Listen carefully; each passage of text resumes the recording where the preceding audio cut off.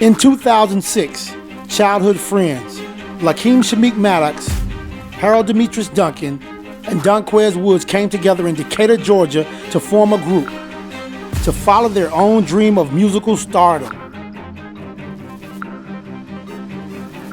Little did they know just how far they would go and what they would have to go through to get there. We was like, all right, we want to be a rap group. It was like other shit going on outside of school that everybody knew us for. We was like 17 coming from high school, and then we'll have a show at the strip club that night. Somebody armed went out the window and started shooting like, bah, bah. The people thought it was our song. Roscoe Dash sounds like Quez. People only listen to the hook of the song. That's what's sticking niggas' head. Who's on the hook? Every label head in America got to look at Travis Porter. Jive Records was giving us the money. They got cold feet. They said, you know what? We don't think we want to do this deal. It was like a real shitty situation. It was devastating. We just all come to a meeting just like, damn, we gotta do something. I just couldn't believe it. Like, what the fuck are we gonna do? We know how to push it. All we gotta do is get the song again. Their music is a reflection of who they are, what they're going through, what stage of life they're in. This is the story of Travis Porter from day one. She gave birth right there in my car. Quez was born right in my car. It was going on in the intersection of Memorial Drive and Hill Street. He was in a hurry. He couldn't wait till the hospital. He went to Decatur schools in the city of Decatur, where my husband's mother lives, and he did exceptionally well. He was always a stellar student, very bright, always made the President's Award for making straight A's. Lakeem, he just started writing. And I started hearing these songs, you know, just around the house, him and his brothers playing the music. Him and Quez started playing with the music, and I would be their biggest critic. Quez was my stepbrother, so he was like, we'll always go to each other's houses, you know, just to chill. Like, I'd go to his mama's house, or he'd come over to my mama's house, and we'll just be making music. Right when we was like, all right, we want to be a rap group, it was at my house, so like my mom had to put up with way more than Ali mom had to put up with, like long nights, like 6 o'clock in the morning. Stroud, he was rapping, he was doing his thing. You know, he had a little song got called I Love You. It was like big in high school when he was only in 9th grade. So he came to my crib and then he laid a verse down, and it was fire. Like, oh, yeah, so we just started making music together ever since. You start seeing niggas every day. How that happened? It just happened like that. That's how life changed. You know what I mean? We used to call ourselves hard hitters. We was like, man, we just gonna make it a group, man. You know what I'm saying? Us 3 young guys just doing what we do. We was in high school recording at this nigga Quez house every day, faithfully. I mean, that's hard hitters. The group began as them hard hitters, and the members part of a notorious gang, Black Mob. They created music rooted in the violent street culture of Atlanta. This affiliation would become life-altering for the young men. Strat was in another group, and then me and Ali was in another group, but all the groups combined made one big group called Black Mob. Hundreds, like at least 300, 400 kids, all for Black Mob, and you know what I'm saying? We used to meet up here, and it was just like, you know what I'm saying? Like, I mean, it'd be guys from different gangs, you know what I'm saying? But they were all in Black Mob. The Megaplex was really ran by Black Mob. It was just like mayhem. Like every party, you knew what was gonna go down. You knew it was gonna be a shooting. You knew it was gonna be a fight, but you just didn't know who. 7 men now face charges under Georgia Gang Prevention Act. DeKalb County prosecutors say these 6 men and 1 other are now all behind a violent 4-month-long crime spree, which included shootings at 2 DeKalb high schools. The new law will allow the DA's office to charge the members of the Black Mob Street Gang as a group. There was like a lot of beef between us, like my group Black Mob, and like another group. It was like other shit going on outside of school, you know what I mean, that everybody knew us for, because we was in Black Mob. We just doing dumb shit like going to the club, starting fights and shit like that. On what seemed to be a normal afternoon, the seriousness of the boys' connection to the gang truly sunk in. I seen the dudes rolling through my dad's neighborhood. We was sitting on the car just chilling. So we like, all right, we just gonna leave. And we was turning out my driveway, turning on the street, and the car busted a U-turn. And as we was driving forward, they got on the other side. And like, all I know is somebody armed went out the window and started shooting like that.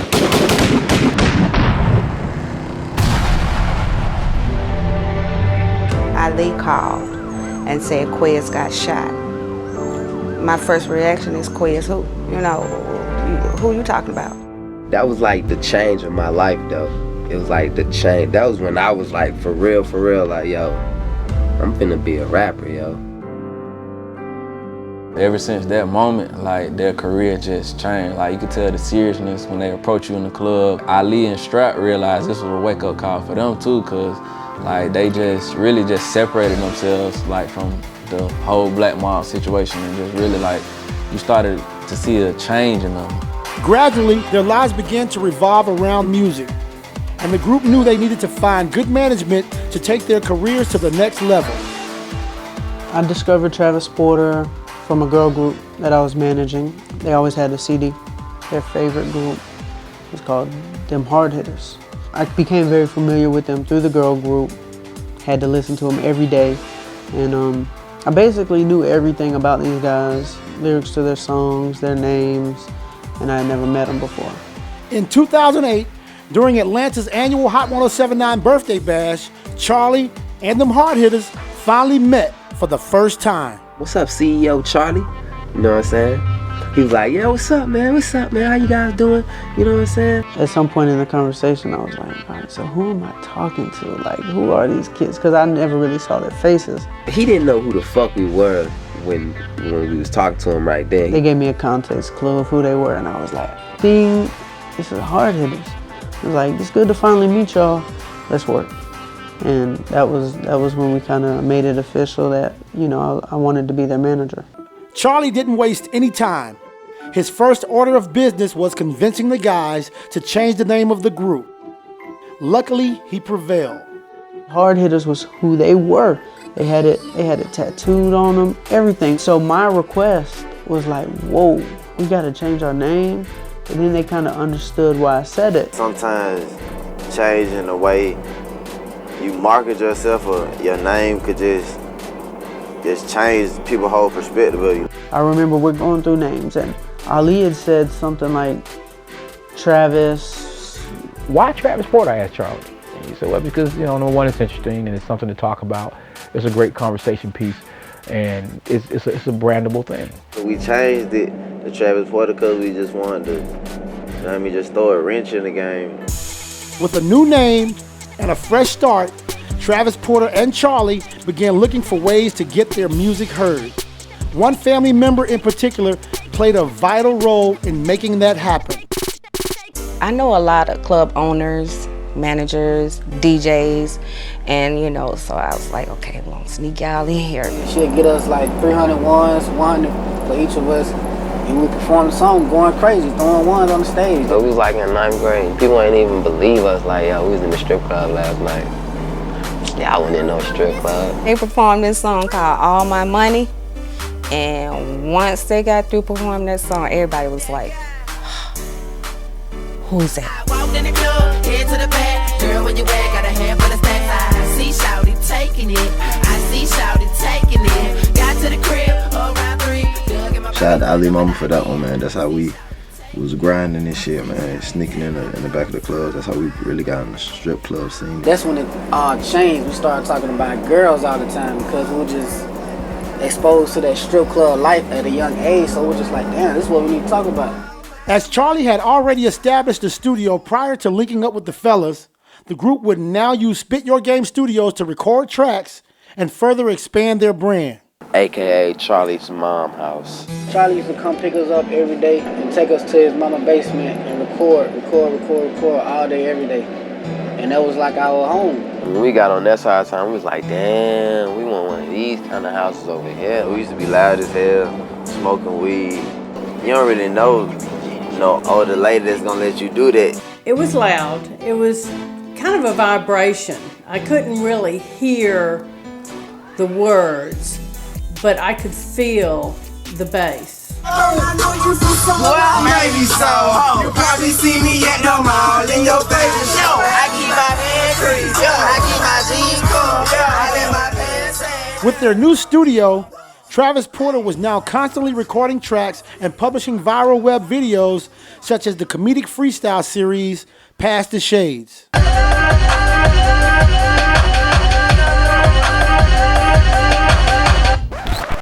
young Quez, me, that strap, he's a bitch. And Iley, he's a hoe. And I am the man, and I don't give a fuck, cause I got the master plan. I'm not cocky. It's like a high, like when you freestyle, it feel like all the blood just rushes to your head and you just blah, blah, blah, blah, blah, blah, blah, just saying whatever, you know what I'm saying? They were over here a lot, and Charlie said they were creating. You think, oh, they're kids, you know, all kids have garage bands, you know, and they're trying to make something happen. But these kids were moving at a very, very fast pace.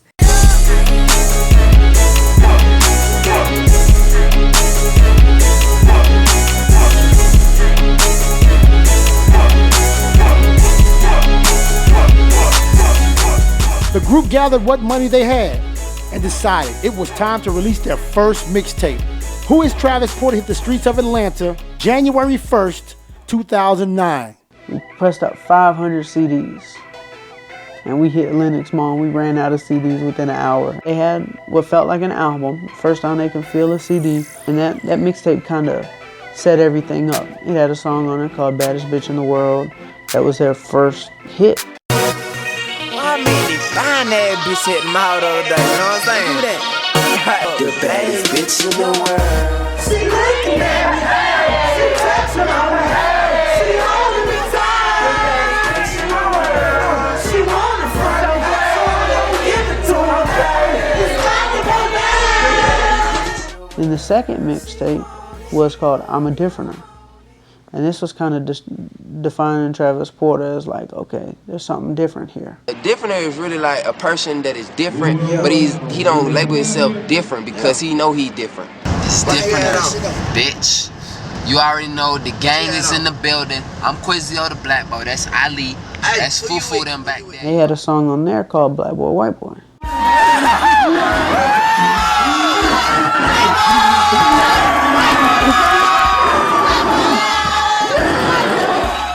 Black Boy, White Boy.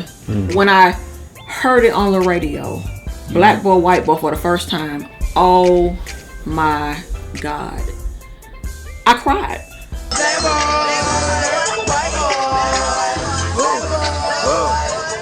So we're hitting the streets. We got an investor helping us buy CDs. We're out at Birthday Bash passing out 10,000, 20,000 CDs. It wasn't until the next week the phone started ringing. People booking Travis Porter all over the Southeast. Boom. We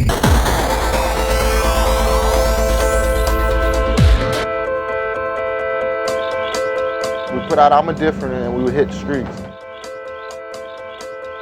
We didn't let off. We were just really doing a whole lot of just underground networking, small market networking. Athens, South Carolina, Albany, Macon. We was down there almost damn near every week, just building that foundation. Me and Al, we had the street element. You know, we were heavy with the mixtapes.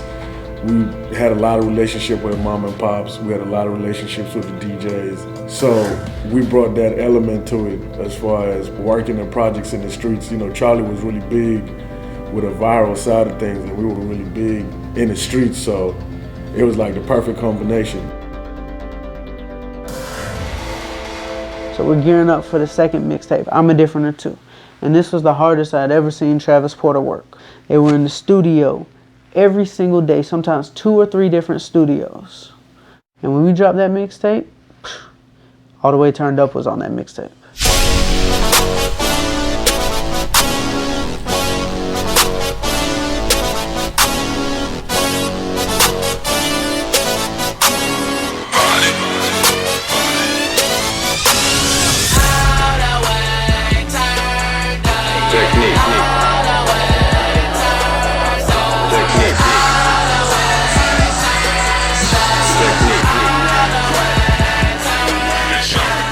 All the Way Turned Out came up and obviously just exploded, and that's when the upper echelon at Jive really started to notice the potency of the group.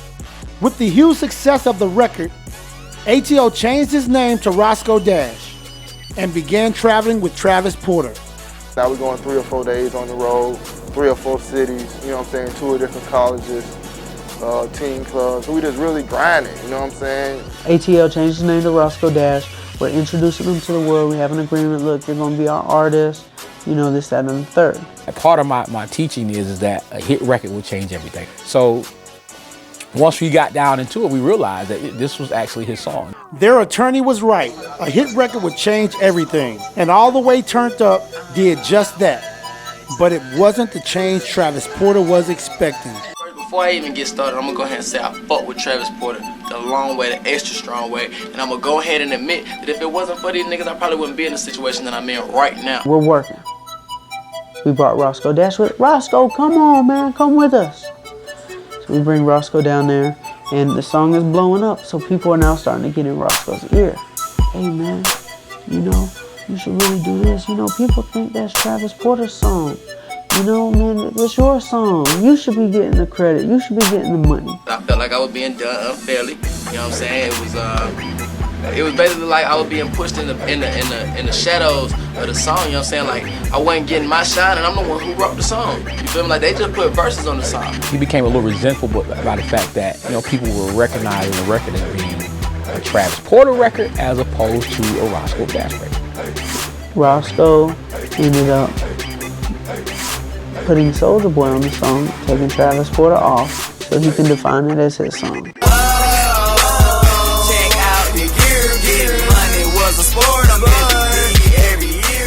I put him on the record because I felt like it would be a quick way to get the song out, to let motherfuckers know that it's not Travis Porter's song, that it's Roscoe Dash's song. I will say we did label the record Travis Porter featuring Roscoe Dash, All the Way Turned Up. I'd be completely honest about it. We were kind of confused in New York with the Roscoe Dash and the Travis Porter, right? Because they kind of sounded similar in the beginning. The argument of the credit didn't have to go so far. They might have been worked out as a better team had people not been saying, this is you, you deserve this, you deserve that. Obviously, y'all had a chemistry that made y'all a giant hit. You know what I mean? And they couldn't see the chemistry because they got blinded by other stuff. What y'all got to say about the beat? People only listen to the hook of the song. That's what's sticking niggas' head. Y'all way hotter than Roscoe Dash. Roscoe, what was the whole thing, you know what I'm saying, behind it, All the Way Turned Up? Who's on the hook? There's some issues about who came up with the song, who came up with the hook. It was your song, it was Travis Porter's song. I wish these niggas would shut the fuck up and realize what the fuck is going on. Who does the track belong to? It belongs to Travis Porter, Roscoe Dash. The club's also playing another version. Version with Soulja Boy and Roscoe Dash. Nothing to do with Soulja Boy. They say we tried to steal the song. You can have it. It's your song. It's your song. Roscoe Dash featuring Soulja Boy, tell him All the Way Turned Up. Get with it, get lost, man. I'm gone. It got so ugly that I was like, you know what? I don't care. Travis Porter's here to stay. You know, with or without Roscoe Dash. In spite of Charlie's confidence, the group was actually in turmoil. Slandered for stealing and claiming their biggest hit record was a massive blow. Something only the strongest of artists could come back from. Travis Porter was back to square one. We were scrambling then like, man, what are we gonna do? Money was short, people was breaking in houses, stealing, like nothing wasn't going right. I couldn't hold it together. We didn't know what to do. It all went back to what we already know. So Charlie, you gotta restart the machine. Go back to what you know and love.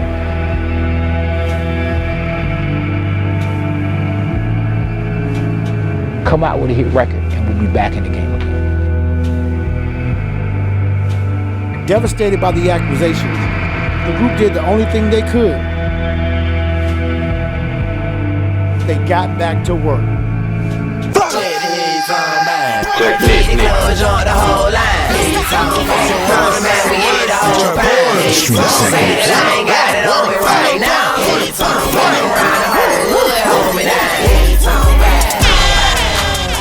In 3 weeks' time, Travis Porter had another mixtape ready.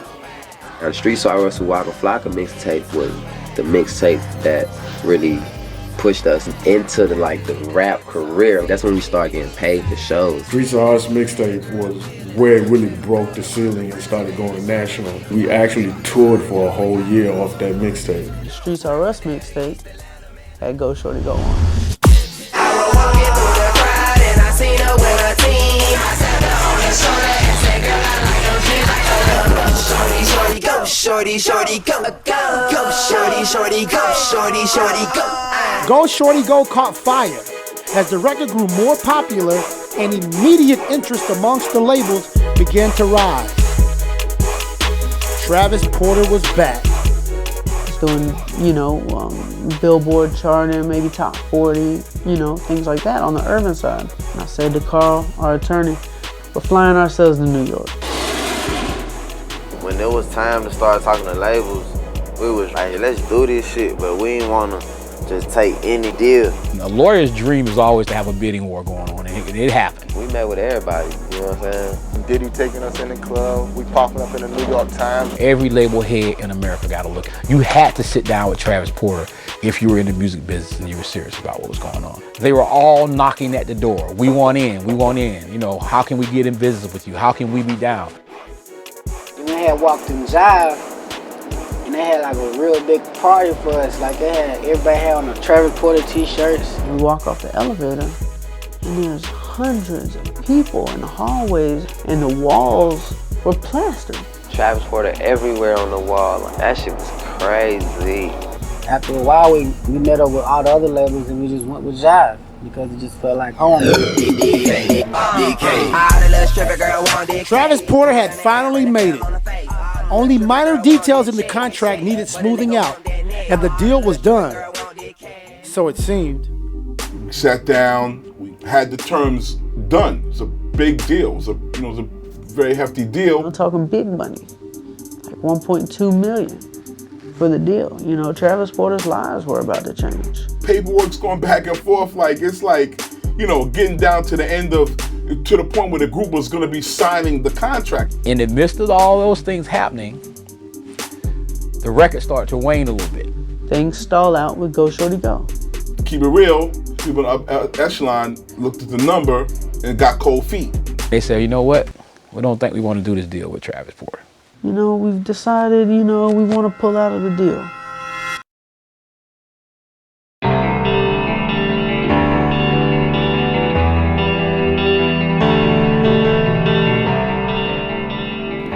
Needless to say, I was fucked up. The group was pissed off.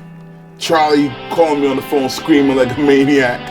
I'm pissed off at my peoples after I felt like a lot of hard work and, taking time to build a relationship with Charlie and the guys to get to the point where they would want to do business with me. For them to cut the deal in half, it was just fucked up across the board. It was bad. It was bad news. We couldn't believe it, to be honest with you. To have that much interest going on, and all of a sudden it's like somebody just pulled the rug off from underneath you. It was devastating. Screaming and just like fucking throwing shit. Like I just couldn't believe it. Like what the fuck are we gonna do? Once again, Travis Porter had landed back at square one. Show slowed down, money stopped coming in, phone stopped ringing for a little while. Call it a come to Jesus meeting. We've had a few of those in our career. We just all come to a meeting, just like, damn, we gotta do something. I remember me and Strap looked at each other and said, man, let's get it back. Let's get it back to the way it was. We had to put some music out, man. Niggas just wanted to record. When you going through shit, you just want to go in the studio and just rap your heart out. Back to work. We just locked them back in the studio. We got a little room about big as a holding cell. And Marcus and Travis, they just stay down in there and just record. It was a little bootleg house. It used to be a chocolate shop. We got the little money we had, went to Walmart, bought like 7 fans to just try to cool it off. It was hot as fuck, bro. I'm like, yo, we cannot work in these conditions. There was no beats in the beat email, like nothing. They just weren't feeling, it was just a bad situation. Everything was bad. I always used to bring a keyboard to the studio.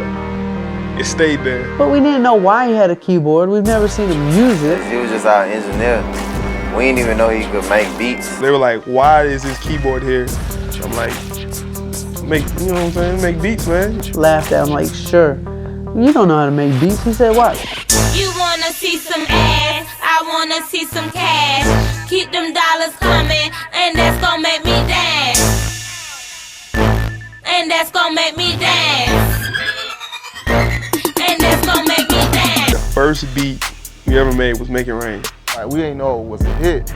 But we know when the beat dropped, when we heard it in the studio, you know it was dope.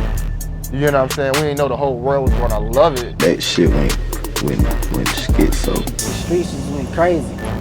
Yet again, the group showed their resilience and pulled themselves back with another smash hit. I called Jeff Sledge as I'm looking for like 50 cents to put in the total. I said, Jeff, this is gonna be the biggest song Travis Porter has ever recorded. You're gonna wanna sign us again. And I was like, yeah, what's the name of it? He was like, Make It Rain. And I'm like, yeah? Send me the records. He sends me the record, and I'm like, fuck, this record is dope. We had A&R meeting, and I was like, yo, I want to play this Travis Porter video. And literally, barely a minute in, Cat at the label was like, yo, what's up? Like, let's do this. Right after that, we did Bring It Back. Bring it back, shake her ass, shake her ass, shake her ass, shake her ass, shake her ass, shake her ass. Go ahead, act a fool, act a fool, act a fool, act a fool, act a fool, act a fool, act a fool, act a fool. It wasn't a month later, we signed the record deal. After officially inking their deal with Jive Records, Travis Porter began preparing for their debut album. It wasn't that easy. Barry Weiss, who ran Jive Records, left. The chairman of the company left. Right after he signed us. It wasn't 2-3 months after he signed us, he left. Jive broke down and it turned to RCA. Jive folded.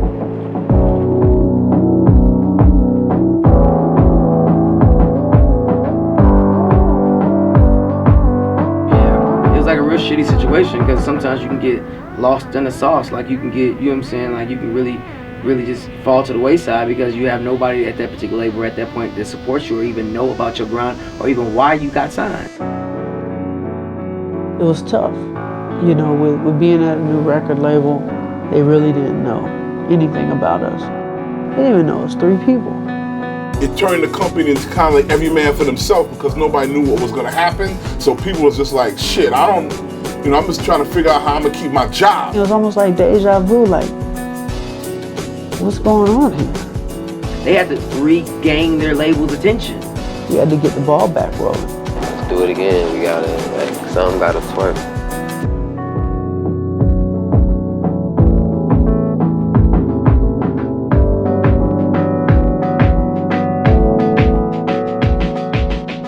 Every time a hit record came up to them and it started to play out a little bit, they were able to come up with other records. So it's been a consistent growth for them. For me, when bad stuff start happening, I say, damn, that's a sign that something good is gonna happen too. We did it once, we can do it again. All it has to do is be hot. We got the way to push it. We know how to push it. All we gotta do is get the song again.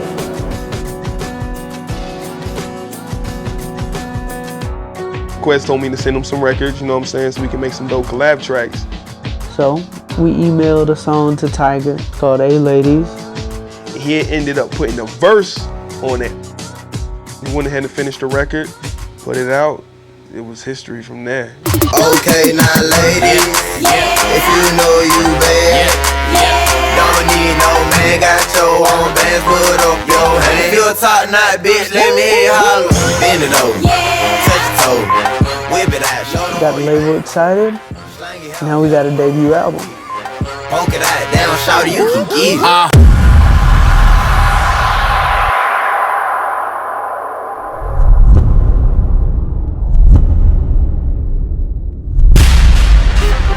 Travis Porter. Now you have an album coming out, so what does this feel like? Our first album get ready to hit the street. Tell us about the album, man. Travis Porter from day one. Y'all been putting in a lot of work. We all know you. It's been a minute, and we've had so many, hot singles from you guys. Do you feel new? Remember when we just used to do the shit for fun?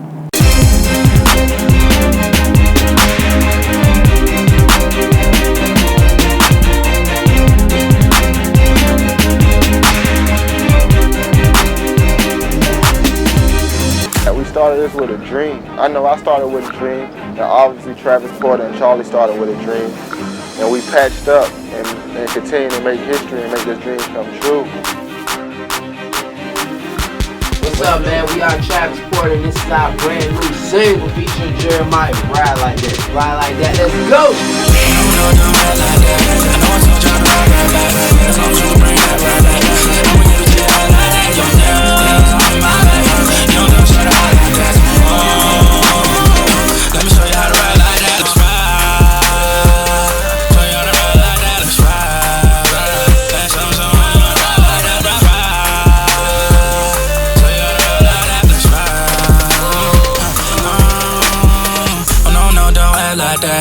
I told you I'll be right back.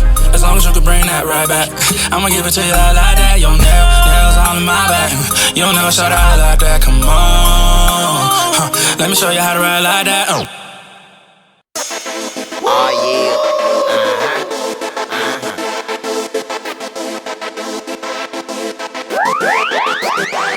She got her ass on her, and she pretty in the face. I spent some cash on her. Ain't nothing to a player. Oh yeah, oh yeah, oh yeah, oh yeah, oh yeah, oh yeah, oh